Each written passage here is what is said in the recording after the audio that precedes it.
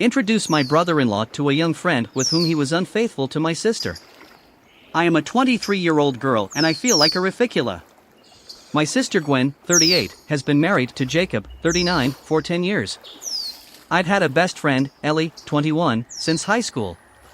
She has always been around, but in 2020 I started inviting her over more because her mother died from the pandemic, so she had no family nearby, so I invited her to parties, family gatherings, etc. to make her feel like she was part of a family. Last night we found out from texts my sister found on Jacob's phone that they have been doing it together with Ellie, and that she might be pregnant. My sister is devastated and took her kids to live with our parents. I feel so guilty. I'm the one who brought her and invited her to things. I feel like it's all my fault. My sister's life is ruined, her children are very upset. I don't know what else I can do other than apologize. This is not remotely your fault. RP, Ellie was barely an adult when this started, and it seems as if she has been around since her preteen years. She has no family and looks like she's been groomed. Her brother-in-law is a predator and this is not her fault. What a mess. I would try to get her side of the story though. RP, sorry, but this made me laugh, haha. But seriously, OP, you invited her to family functions while she was having a hard time. You didn't invite her to destroy your family. The only thing I can say in her defense is that she is probably having a hard time after the death of her mother, and the pandemic years have been hard on everyone. I bet your brother-in-law misrepresented things to make it seem like your wife was so horrible and needed someone to come save you or whatever. The brother-in-law should have been the adult here and chose to be a complete clown instead. That's not his fault at all. It's hard to tell you to stop feeling guilty because you feel the way you feel, but know this, sleazy cheaters are going to be cheaters regardless of who their sister-in-law introduces them to. She could be cheating on you with someone else. She could have a coworker to cheat with, but your ex-friend was more convenient at the time. He could be a serial cheater who hasn't stopped cheating since he was in his 20s, and this is the first time he's been caught. All this is to say that it's your sister's cheating scumbag, I assume and hope, husband's fault, not yours. Update 1. Hi everyone, my first post is here. My brother-in-law Jacob cheated on my older sister Gwen with my best friend Ellie after 10 years. We found out when Gwen found texts on Jacob's phone from Ellie talking about how she was pregnant. My sister is still very upset. She is not taking it well at all. All the kids have a very good relationship with Jacob, so that didn't make it any easier. They were constantly asking about him and crying about him. He came home 2 days ago. She lives in the main part of the house and he lives in the garage apartment. My sister asked me to talk to Ellie, to find out as much as I can from her side. She is pregnant and apparently she and Jacob have been dating for a while. He told her that my sister had had a drinking problem and was emotionally abusive to him and the kids.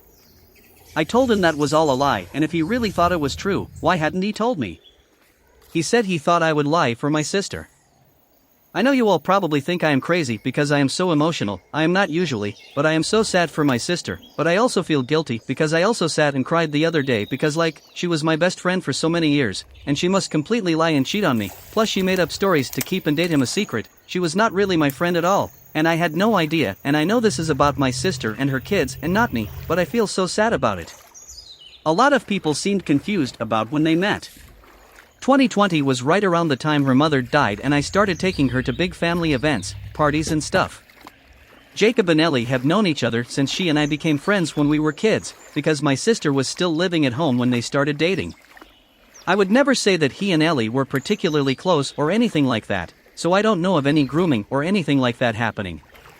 Ellie has no family, so I don't know who could look for evidence of that or not. My sister has already hired a lawyer. Jacob says he is sorry for the infidelity, but says he is ready to move on with Ellie. Everything sucks now. The only one who doesn't seem affected by any of this is Jacob, who has been acting totally normal and spending a lot of time with the kids. My sister says he almost seems gleeful about it all. Good riddance to Jacob and Ellie. I don't know how they could lie to us for so long. RP, because they have no conscience. Also, don't believe Ellie for a second about what your brother-in-law said about your sister. If she's known you since high school and has been around for the last 2 years, she's seen firsthand your interactions. I call it a huge pile of bad stuff and she's just a bad human being. Well, a snake. She bites the hand that feeds her. Honestly, don't care about Jacob and Ellie and cut off contact with both of them. There is no reason for you to stay in their lives, and they will get what they deserve. Ellie has no mother, and has saddled herself with a guy who was 18 years older than her, and lies and cheats for over 18 years. Her hell will come as soon as she finds another adult to cheat with. Not to mention she is giving up her entire young adulthood for this. Jacob may seem unaffected now, but he's going to have a world of hurt coming his way with all the legal and financial requirements that come from a divorce, with proof of infidelity, if you're in a state that cares about that, child support, and possibly alimony. In the end, he'll go through the same thing with Ellie when he knocks up one of her friends or some other girl he's manipulated into believing Ellie is a terrible person. Basically, their lives and relationship are a ticking time bomb before they implode on each other. None of this is your fault. If it wasn't for Ellie, Jacob would have found some other emotionally troubled girl to dupe into having an affair. Don't worry about them, they will get what they deserve. Focus on supporting your sister through all of this and helping where you can. In time, everything will be better for you, her, and her children if you take care of each other. Good luck, and good luck to Ellie and Jacob. You can be emotional about yourself and the betrayal you suffered from your best friend, and at the same time feel sorry and sad for your sister. Don't feel guilty about it. Events like this don't affect just one person. Obviously they will affect you, your sister, her children, probably your parents, but everyone to varying degrees. I'm sorry you had to find out that your friend did not value your friendship in this way. If she had valued your friendship, she would not have had a relationship with your married brother-in-law. Whether she was set up or not, it's not your responsibility now to find any of that out. Opie, thank you, it's just that it's a very hard time, so I guess I don't know why I feel bad. Ellie is in for a big surprise with a baby and a man who is 17 years older than her and cheated on his wife. Focus on your sister and her kids and let Ellie and Jacob's life implode, which it will. Jacob will lose half of his assets in the divorce and pay hefty alimony, which won't leave much for Ellie and her baby. With no family of her own, she'll soon be crying at your door.